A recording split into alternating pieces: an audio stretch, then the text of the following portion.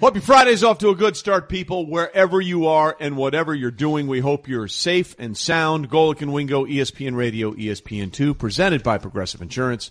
Mike Golic Jr., Trey Wingo here with you. We got a lot to get to coming up in just a few minutes. The Tom Brady of the WNBA, Sue Bird. Every now and then we get an athlete where you read off their resume and you just shake your head at they've accomplished this much. Sue Bird is in that category. Without question. Stunning. And, continues to, we always talk about Tom Brady, feels like the guy in the locker room who's, learning stuff from, the younger kids in the locker room. Sue Bird is an icon in, the sneaker game now, too. Sue's check-in on Instagram. She is setting the tone for her younger teammates. She's balling out here. I am so excited for this. Her sneaker closet's one of my favorite things in the world. Let me be clear. Sue Bird's an icon, period. Yeah. I mean, you could throw in the sneaker thing as well. She's an icon on so many levels. Oh, she is. That's what I mean. And the fact that she just, keeps rolling and keeps setting the bar is unbelievable. This is going to be a blast. We're all very excited about this. So she'll join us in just a few minutes because we got a lot to talk about with her, including the WNBA Draft. She's going to be part of the draft for ESPN, yes. And so we'll have that with her in just a few minutes. But, we're in this process, in this stay-at-home, quarantine, COVID-19 pandemic, where just maybe we're beginning to see down the road a glimpse of things potentially coming back. I don't want to say returning to normal because normal is a relative term to how we deal with things in society. So whatever was, whatever will be is going to be.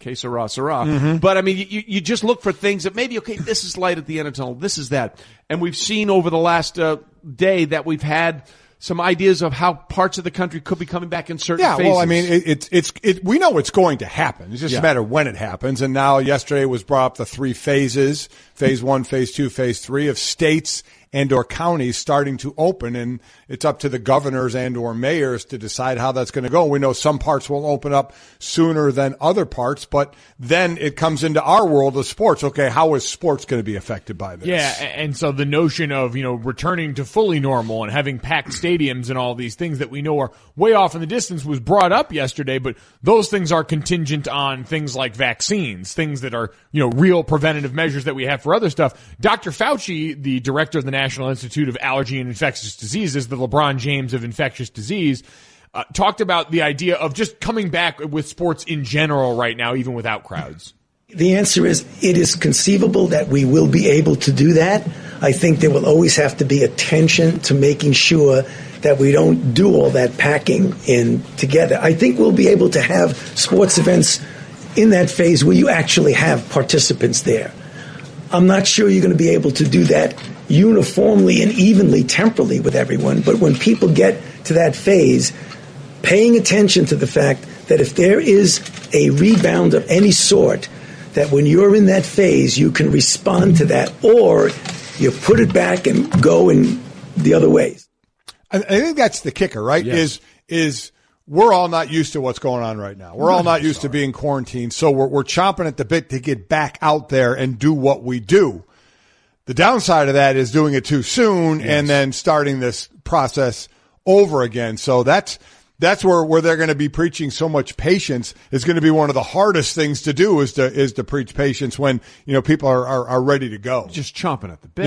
Yeah, really are. And for people that understand, we see Dr. Fauci now, as you said, as the ABC chief medical correspondent told us the first time we talked to her, as the LeBron James of infectious diseases. He is a sports fan through and through. He played basketball. He was a pretty good point guard, apparently, and also, he's a huge Washington Nationals baseball fan. So all of that is part of it. So we were following his lead because he's the one that knows this better than anybody else.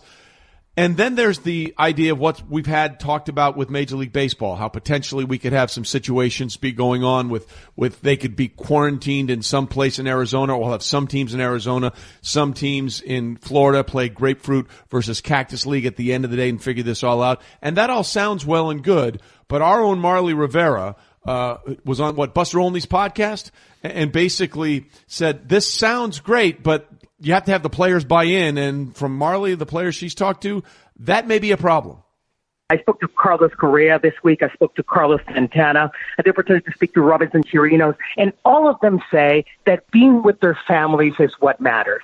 And they can't fathom any situation, whether it is, breaking up the leagues and the rearrangement and doing Cactus League versus Grapefruit League, or whether it is some sort of, sequestering or quarantine in Arizona to try to get a season without their families. And one of the interesting things that Jose Barrios and these guys also said was a lot of them have very, very young families. And they're like, how is it that they expect me to leave my young kids? Right? They have, Jose Barrios has 3 children under 6 years old, to leave them with my wife to take care of them. Like, it's just really not fair. And he's like, to keep me away from my family. The same thing for Correa. Correa called it a deal breaker, Buster. He said, it's a deal breaker for us to be away from our families. And they're concerned also, as all of us are, about the health of their families too. So that for them is paramount. Wow. Yeah.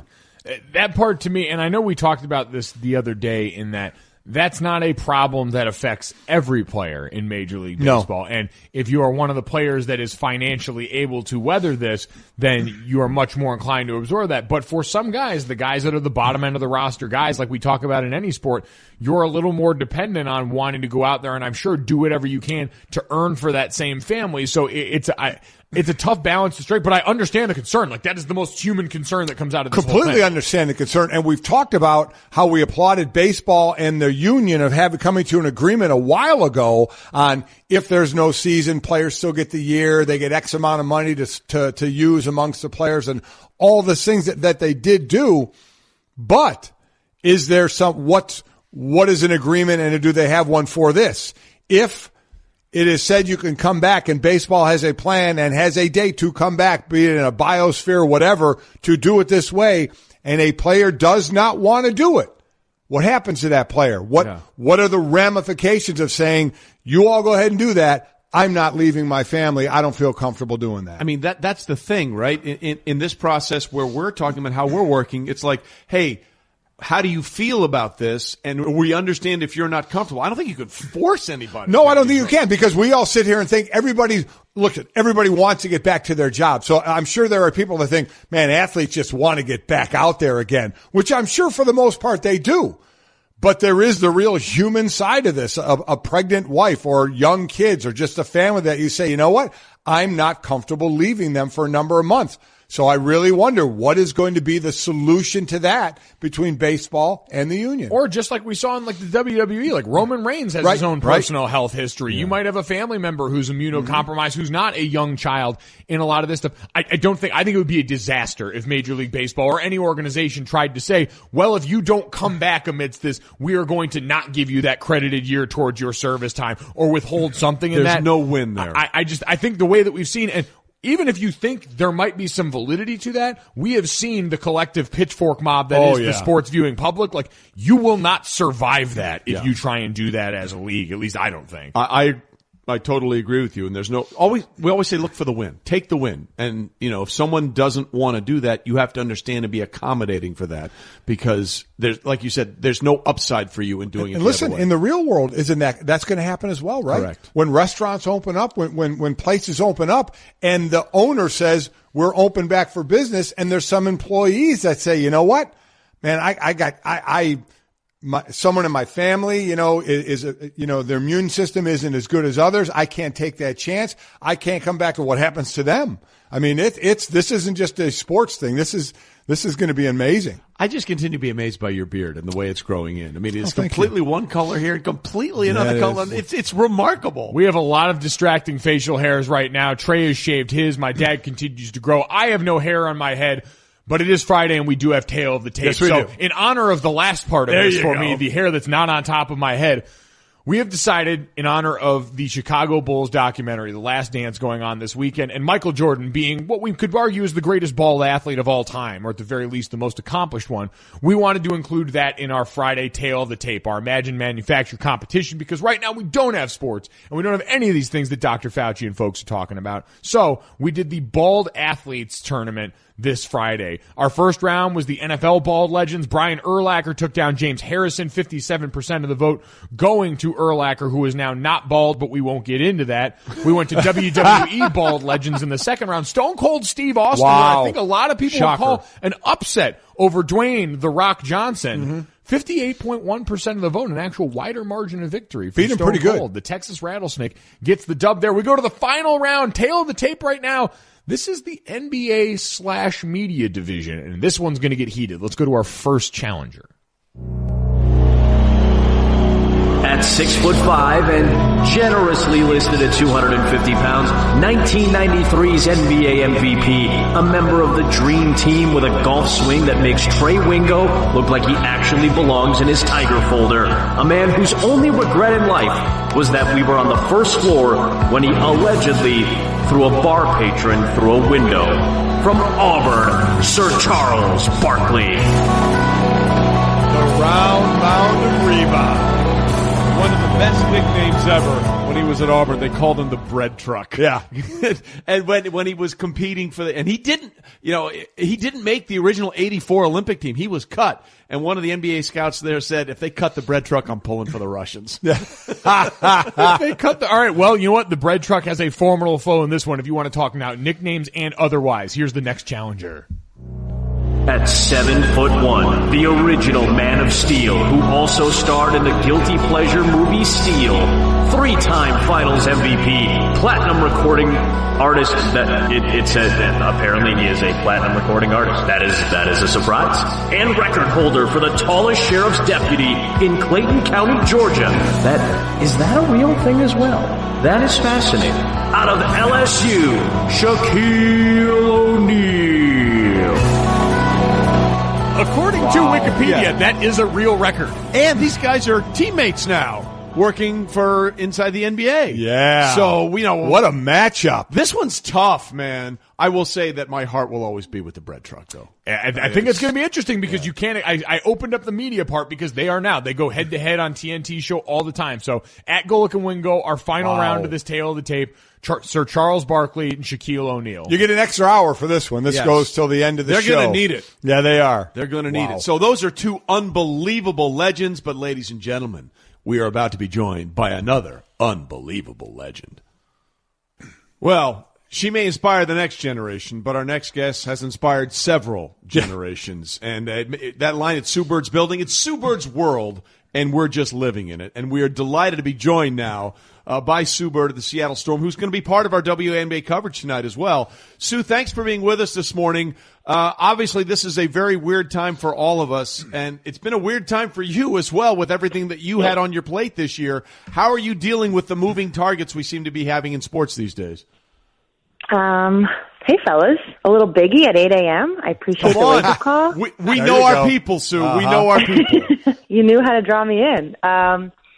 Yeah, I mean, it's really weird. It's totally awkward, and I think for someone like myself who was looking forward to the Olympics, looking forward to the WNBA, it feels like this kind of, Olympics now is postponed, which is actually, in my mind, a good thing, better than being canceled. But for the WNBA, you're in this like weird holding pattern of like, do I try to go work out? Am I staying in shape, or is this a done deal? What's going on? So just like everyone, a little awkward right now. And you've been getting pretty creative with that. I saw you and your girlfriend Megan Rapinoe have been posting some of those workout videos. How has it been training at home together? Yeah, creative is a good word. We have there's been some. Luckily we have a Peloton. Honestly, that's like that bike is like unbelievable right now. It's saving our lives. But yeah, there's that home court app where you can kind of mess around and do some dribbling drills. So Megan's been getting involved in that. So that's what you see online. That's just us having fun. Everything else, we go outside, we run. I mean, I'm doing like step-ups on a coffee table. It's getting wild. Talking to Sue Bird, again, point guard for the Seattle Storm. I mean, the resume is ridiculous. 3-time WNBA champ, 11-time All-Star, 5-time first-team All-WNBA. All assist leader in the WNBA, 4 Olympic gold medals. I mean, the list goes on. And one of those things is, back a couple of years, 2002, you were the number 1 pick overall, and you're going to be on the coverage tonight with us on ESPN. And Sabrina Ionescu looks like going to be the number 1 pick for the New York Liberty. So take us back to when you were the number 1 pick and what she probably has going through her mind as she gets ready to be that tonight. Yeah, well, it's funny because if I were her, or I should say if it was back in 2002 and New York had the number one pick, I would have been thrilled for the draft. I'm from New York, and that was actually, I was like praying that Seattle would trade the pick, like no lie. It all worked out. Don't get me wrong. I love Seattle now, but I'm excited for her. She gets to get picked by, she gets to live in Brooklyn now. But I think, being the number one pick, it's, I actually just did a thing recently with E60 where I talk about it, and I'm almost laughing at the interview because it is a big deal. And here I am in this interview saying like, oh, it wouldn't have mattered. I think it actually does matter. Now that we're kind of in this draft space and we're hyping it up, it does matter. Being number one is a big deal. And so I'm excited for her to experience that. Sadly, though, what you quickly find out, or what she'll find out, if not this summer, then next summer, is that means everyone's coming for your neck. So there is something about being number one where they like to try to test you and take you down, but I think she's ready for it. Well, as they say, uneasy is the head that wears the crown, right? And she will have that crown going into her first WNBA season. By the way, kudos to the coaching and the GM of the Liberty. 5 picks in the first 15. My God. I mean, that's just absolutely remarkable as Sue Bird is with us. And Sue, your career has been remarkable. So we sort of referred to you before you came on to us as the Tom Brady of the WNBA because you have a plan that you want to play in the WNBA well into your 40s. How are you keeping yourself, especially in this time, prepared and ready to do what is obviously going to be a very challenging thing physically? Listen, I don't know about well into my 40s. I probably only have like 1 or 2 years left. But, I actually think, you bring up Tom Brady. Obviously, LeBron James is someone in this conversation as well. Just people who are kind of, they're beating Father Time. Or what I like to say now is I'm just trying to tie him. I'm actually not trying to beat him. I'm just trying to, stay in this space where I am now. And I think, you've just got some athletes who, there's cutting-edge stuff now, right? Like nutrition and how you work out and how you take care of yourself. And it's different. The mindsets are different. And so I always joke that 40 is going to be the new 30, and I really believe that because that's just how it's trending. I think, again, you bring up those names, and who doesn't want to follow in those footsteps? And the proof's in the pudding even. They're showing that they can play for a long time, and that's kind of how I feel on the women's side of things. Real quickly, I'm living proof that 50 is the new 60, but that's a separate issue. Wow. Okay. Well, a ton of people trying to get where Sue is right now, starting tonight with the WNBA Draft, a new class of players looking to get in the zone. Get in the Zone is brought to you by AutoZone. Get in the Zone, AutoZone. Sue, I'm curious from the Olympic aspect of it. You mentioned the postponement you think is actually a good thing. Why is that? And listen, 4 Olympic gold medals in already. Why is the Olympics still something that's so important to you to be a part of in that regard? Yeah, good question. Well, I only say postponement is better because cancellation is worse. Postponement's not great. It's just like, oh, I guess if those are the two options, I'll take postponement. And I'm actually saying that more so, less for myself and more so for I think about all the athletes, individual sports. 4 years could really, if you're track, swimming, where a tenth of a second is your life. 4 years is so long. Team sports is a little different.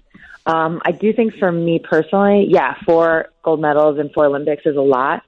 The mantra I kind of have is if I'm healthy, if I'm playing at an elite level, how could I not say yes to USA Basketball if they came calling? And I think for women's players, the WNBA now has been around for a long time, and professional sports in the U.S., it does feel like it's kind of ready to, turn that corner.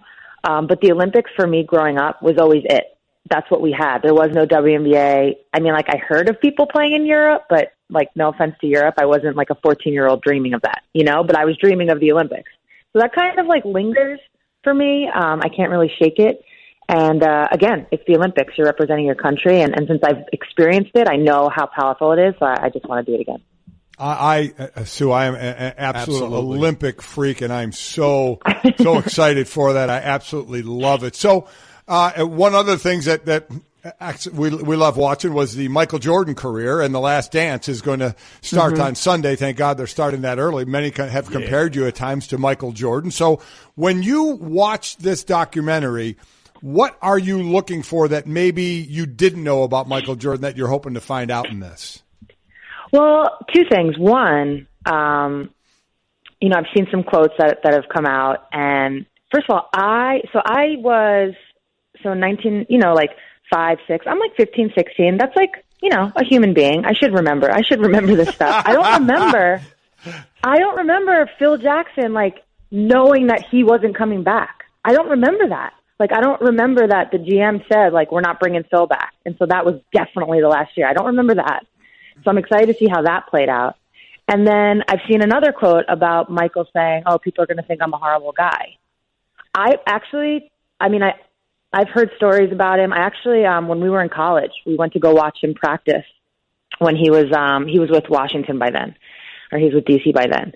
And, like, you heard stories of him, like, yelling at his teammates, berating his teammates. So I'm excited to see if he's actually, I have a feeling it's not as bad as he thinks from like my standpoint. I don't think it's going to be as bad. So I'm actually kind of excited to see how those two things, unfold. Well, it's interesting. We've compared you to Tom Brady and Michael Jordan in the same interview. So that's I know, impressive. guys, bring me on here more often. Exactly. But then I have to ask, if you're compared to Michael Jordan, have you ever punched a teammate in the face? Yeah. No, I mean, okay. You get in your moments though. Never came to blows. I got hit in the ear once, and I was like, "This is what the hell?" She tried to hit me and missed, hit my ear. I was like, "What?"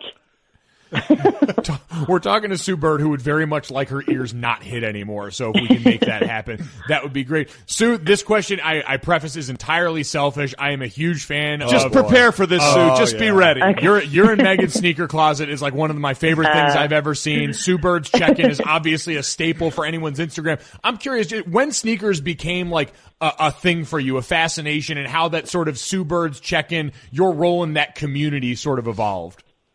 Yeah, really my whole life. It was like, I can take you back to like elementary school, and, we had like a big field day that was like, at the end of the year, and everyone got put on 3 different teams. It was like the biggest day of the year. And it was like, I have to get a pair of shoes for this.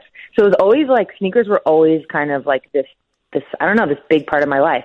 But it really wasn't until a couple years ago, I would say like 4 or 5 years ago, where, actually, no, I'm lying, because Megan and we've only been dating for like 3.5. So it was like 3 years ago, and I had to clean out some of my closets to make space. This is a true story. And I was like, dang, I had a lot of sneakers. And I knew it, but then I was like pulling out all these retros and like, all the Ps that I've had with Seattle Storm and the Olympics, and I would start posting them online, and people were really responding to it. And I was like, oh. So I didn't necessarily like, I don't know. I kind of am this sneakerhead where it just kind of happened, because through the years I've just kept all my stuff. But I'm not necessarily like waiting online for like the new Jordan, that type of vibe. But now, I don't know. Now it's just fun to post and get the reactions and kind of be a part of this community. Well, I mean, it's also nice to like look good. Yeah, no doubt. But just so you know, we've lost Junior for the rest of the show now, because he's doing the deep dive. You don't have to wait online for sneakers when they make them for you, like the Keeps You Fresh Kyrie 5. So. Yeah, that's why she's Tom Brady and Michael Jordan. There you go. Hey, Sue, we appreciate your time this morning. We look forward to seeing you compete when the WNBA gets going, and we're hopefully talking about you in a 5th Olympics as well, and we'll see you tonight on the coverage of the WNBA Draft. You'll give me a primer on how to handle the virtual NFL Draft coming up next week. Thanks for being with us, Sue. Oh, yeah. Yeah, thank you guys. Thanks for having me. Thanks, Sue. She's the best. Oh, the great. Absolute best. By the way, we mentioned The Last Dance, which premieres Sunday at 9 on ESPN and ESPN2 with the bleeped version. And Golic and Wingo reminding you that when it comes to insurance, State Farm's the real deal. With over 19,000 local agents and award-winning mobile app, you can get the help you need when you need it. Find an agent or get a quote at statefarm.com. Back with more after this. Currently, we're all living in a time of uncertainty. But one thing that these last few weeks have made crystal clear is that we all need to look out for each other and come together to protect the things we care about, including the planet we all share.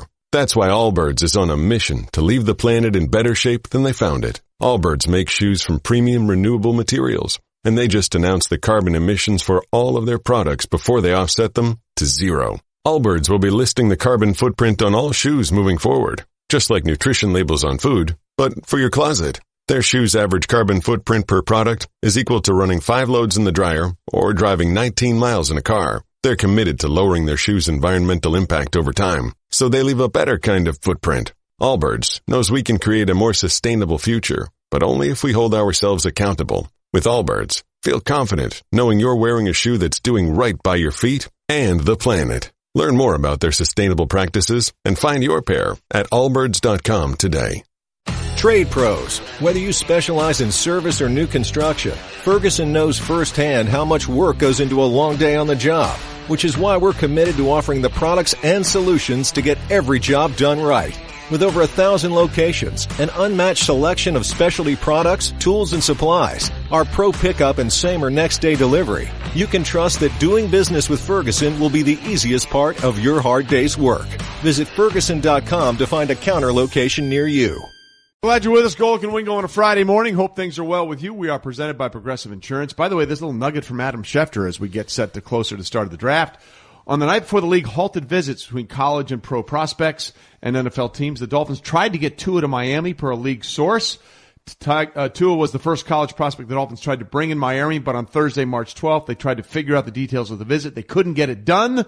So, there's going to be a lot of uncertainty going forward. Tua, the Miami's doctors saw Tua at the combine, but haven't had a chance to meet with him since. So so we'll see what happens there. That's on the NFL front. The draft is coming up, but then there's college football and how that's going to work out, and what are the likely scenarios going forward for the 2020 football season. For more on that, we're delighted to be joined now by Bob Bowlsby, the Big 12 commissioner. Bob, thanks for being with us. You were part of that phone call with Vice President Pence about trying to map out what is and isn't realistic for college football. What was the most important thing you got out of that phone call with the Vice President? Well, first of all, guys, I hope you and your families are healthy in this unprecedented time. We were honored to have the Vice President's office reach out to us and listen to what we had to say. I found him a very good listener. He had great questions, and considering all that he has been through over the last 2 months, he was remarkably upbeat and positive about our return to some semblance of normalcy. But, I don't think he or anyone else is able to forecast with any precision when we're going to be back to full deployment from a college athletics standpoint. And, our purpose in the call was simply to draw the distinctions between what we're doing in the college ranks and what goes on in professional sports. Our return to normal is much more complex than the professional ranks. These are not young people that are making their livelihood from their sport, and so we're all about educating young people, and our players are students. So there's a lot that has to happen on campus before we're going to be returning to normal. So what is that? Let's go to that. What is the correlation of what has to happen on campus before college sports can resume? Well, there's actually a trickle down from it. I think governors and public health officials will be making the principal decisions, and then subsequent to that, university presidents and chancellors will be deciding what's going to happen on their campuses. And as we've heard in the media, that is likely to be different for different parts of the country based upon what their local circumstances are. And so, I don't think there's going to be a switch that gets turned on where everybody in college football goes back to playing games. I think there probably will be a phasing process. And, we look at it, and this is one of the things we shared with the Vice President, was that, we feel like there is probably a 2-week logistics and planning process to get kids back to campus and to get coaches from wherever they are to back to their offices, and then at least a couple of weeks to get student athletes reconditioned. They're training in their own ways, but they're certainly not subject to the kind of training regimen that they would have if they were on campus with their teammates. And so prior to starting anything that looks like preseason camp, we're going to have to get these guys back in shape. And the same would be true for volleyball players and soccer players and others that are fall sports. So once we can do that, we probably have a decision period that's between the middle of June and the middle of July to assess the landscape and to work with elected officials and public health officials to determine that it's safe for young people to come back and be in close proximity. I mean, you think about the games, and there's been much talk about fans in the stands, but this has to be safe for the participants first and foremost. It has to be okay for 125 young men or 20 young women to be in close proximity in a locker room and be comfortable that they're not going to be sharing the disease. So, that means testing and taking temperatures and sanitizing locker rooms in ways that they haven't probably been sanitized before. It requires a surveillance process. And so, we're not sure when we can implement that, but we're doing everything we can to try and be ready. Big 12 Commissioner Bob Bowlsby with us here on Golic and Wingo. One of the things that we had heard coming off of the call, in addition to some of these other requirements for coming back and what it would take for this process to go, was the idea that college sports couldn't come back without students being back on campus at these universities, and that being an open part of this. Is that true? And if so, is that a hard and fast rule, or is that a preference? Well, I don't think there's any hard and fast rules right now. The question was asked at one point, can you play football if school's not in session? And I think the answer is no. These are student athletes that are there for an education, and it's unlikely to happen. If online learning becomes the coin of the realm, and if that can be satisfactorily implemented, I suppose it's theoretically possible that there could be some contest. But, if it's not safe for fans to be in the stands, one has to wonder if it's really safe for young people to be banging heads and in close proximity to one another. So, there's very little certainty in our world right now, and I think this question is a really good example of that. We really don't know, and we're going to have to see what the next 30 to 60 days bring for us. From an athletic standpoint, we're only 30 days into this unprecedented environment. From a national standpoint, it's more like 60 days. So, it's the 17th of April, and we have a little time, and we have a lot of uncertainty, and so I think we're just going to have to wait and see what knowledge we have and do the best modeling we can. We have to look at models that are short of 12 games. We have to look at models that don't start on time on Labor Day on week 1. We have to look at models that have an abbreviated season, because absent a vaccine, we get to November to what is traditionally flu season and viral infection season, and we could find ourselves with a truncated season. We probably will look at spring season and combination between fall and spring, but there's great uncertainty, and all we can do is plan on a contingent basis, and then listen to health professionals and listen to our elected officials. As much as college sports is vitally important to all of us that have been around it for such a long time, in the grand scheme of things, our country has more important things to deal with, and we have to be responsive to those trends and the input that we get. We can't be the driver of it. So, right. The A5 commissioners are meeting every day by conference call. Despite the fact that we really enjoy beating each other, we also like and respect each other. So we spend a lot of time trying to collaborate and share best practices. And so, it's a very difficult process, but one that we're heavily engaged in, and we'll have to see what the coming months bring us. Bob, the one thing we can take away from this is that everything is indeed on the table. We appreciate your time this morning. We hope you and your family are safe. We know you got big decisions ahead. Thanks for spending part of your Friday with us. Great to be with you guys. Be safe and be healthy. Thanks, Bob. Appreciate that. So, listen, there's no option that's not on the table, is what we're learning. It's amazing.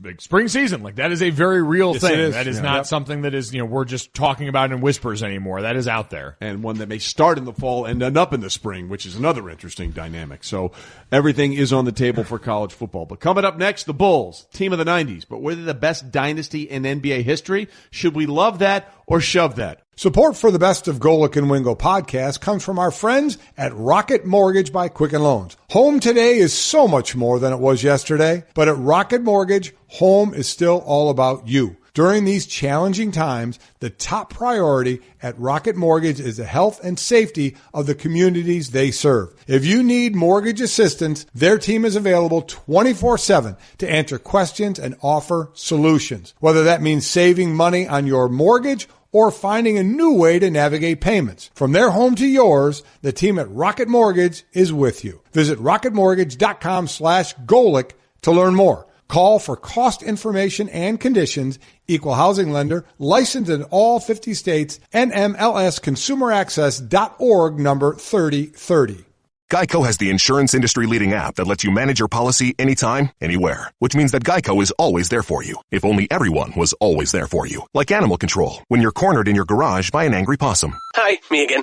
You guys said you would be here about an hour ago, and I think the possum is starting to get angry. Listen, I thought if I fed it, it would go away, but now it is ripping holes in the drywall and making some sort of nest. Just call me back. Geico, always there for you with savings and the industry-leading mobile app. Love it or show it. You ready? Everything has nuance. Nothing happens in black and white. See, Bubba's going to hate me again, but I think there's nuance here. You guys have to embrace the nuance in life. Oh, wait, hold on. There's two questions there. Life is not black and white. It's mostly gray. Just answer the question. No, well, which one do you want me to answer? No, you're loving that. You're loving the statement. You love it or shove it. It's a statement, and then you love it or shove it. This is the first time playing. No, it's not, and it should probably be the last time playing. Golic and Wingo reminding you, if you missed our interview today with Sue Bird, go check out the entire interview on demand in the Golic and Wingo podcast, brought to you by the Capital One Quicksilver Card. Earning unlimited 1.5% cash back on every purchase, everywhere. What's in your wallet? All right, Golic and Wingo here with you. It's a Friday, and we do some things, we love some things, and we show some things. You guys ready? Ready. Is our designated lover or shover ready? Oh, I'm ready. Oh, Bubba, you sound much clearer today. Oh, well, that's because Love It or Shove It is brought to you by Grainger, and we got to be clear. So let's start it off. All right, let's go. Then the Bulls' 90s dynasty is the best NBA dynasty ever. Love it or shove it. I mean, as far as winning, you have to look at the Celtics when they won, 11 of 13 NBA titles from, 57 to 69. Didn't they win 9 in a row at one point? I mean, it was ridiculous, but less teams then, so, but I still have to, I'd have to shove it because I have to give them their due. I know there were less teams, though. I understand that, but man, still to be that dominant for that long. I would say Kevin Pelton on ESPN.com ranked the best dynasties of all time and had those Celtics teams as the number one. Yeah, listen, I understand all the arguments against it, but that many over a short period of time, that's the ultimate dynasty for me. I'm shoving it. I am going to love it. I think just the age and when you're doing it matters, and I think all those factors that we talk about make what the Bulls were able to do, for me, more impressive in that one, and I mean, to be able to do 6 in that span of time is absolutely insane. So I'm going to love that. The Bulls dynasty reigns. Dave Gettleman is going to draft an offensive lineman with the 4th overall pick. Love it or shove it. Oh, he's a hog molly guy. Wow. And listen, it does make a lot of sense. Yeah, it does. Because Nate Solder hasn't worked out for him. They gave him the money. Has not worked out for him. Drafted Eric Flowers. That didn't work out. But here's the deal. I'm going to shove this because I think they can trade back and still get the offensive lineman they need. So I'm factoring in that they may trade back. So I'm saying they won't take it at 4. So you're sticking with the 4th pick. Yeah. So it's either going to be an O lineman, Isaiah Simmons, or trade back and get an O lineman. Yeah, but the question was specifically at 4. 4. So I'm going to shove it because I think they can trade back and still. I think I'm going to shove it as well. Yeah. Supposedly they are very in love with Andrew Thomas in this situation, which is why this comes up at all. I'm going to love this though because I think 2 out of those 3 options are the better ones in trading back or drafting Isaiah Simmons, and I'm going to believe that that's going to prevail. So I shove this one. All right, it's Love It or Shove It, Golic and Wingo, ESPN Radio, ESPN2. College basketball should be concerned for its future. Love it or shove it. Well, that's a broad statement, right? I mean, I guess on some level you have to love it because there will be concern that I think more and more the top players won't be going, but I don't know how much that will actually affect how much we love the NCAA tournament when it's played. Again, Jalen Green, the top overall pick, is probably going to go to the G League, as Isaiah Todd, another 5-star recruit, is probably going to do the same thing. I still think the NCAA tournament is bulletproof. So I will shove this. I think college basketball should still be concerned, though, because as Jay Bilas said, when you lose quality players, the product will suffer. And, Dad, you brought up the point that I think is best served in this. As the one and done hopefully eventually goes by the wayside, which makes this option more appealing, you could still see guys that next level below, those dudes that might be in college 2 or 3 years who still make the NCAA tournament a markedly better product. I think the NCAA should be concerned. I love it. Bubba? All right, back to the NFL here. The Jaguars should sign Cam Newton. Love it or shove it. I had thought the Chargers should. Somebody should. Chargers or Jacksonville. So I'll love this and say, okay, Jacksonville, go ahead and sign him. But one of those two teams need to sign him. He'll be their starting quarterback. Yeah, I'm going to love it as well. Yeah, this is an easy love it for me. They should do this one. I don't think they will. I think the draft is going to be interesting for the Jags and a potential quarterback with where they are. Bubba? It's Love It or Shove It, ESPN Radio, ESPN2. Bubba's here from the Billy Kane Show. We won't see college football until the spring. Love it or shove it. I'm going to shove that. I think we just had Bob Bowlsby on, and he talked about a possibility of playing starting in the fall/winter, moving into spring. So I think there'll be some form of college football at some point in this calendar year. I do too. I think I'm going to shove it as well. It would be, maybe it's more with my heart than my head. Who knows? Yeah, no, I think we're all kind of doing that for our own sanity at this point, so I'll shove that as well. Kyle Larson deserves another chance in NASCAR. Love it or shove it. Oh, boy.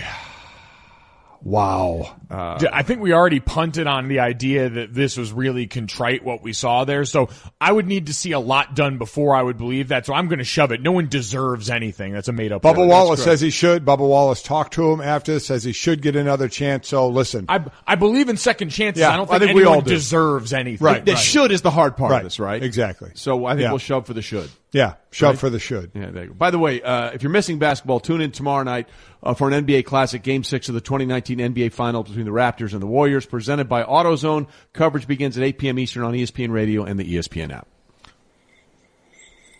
Bubba, is that it? All right, I believe that is it. And for all the ones who get it done, there's Grainger offering supplies and solutions for every industry, plus 24/7 customer support and product specialists, always ready to answer any question. Call or visit Grainger.com. Well done, Bubba. Thank you, Bubba.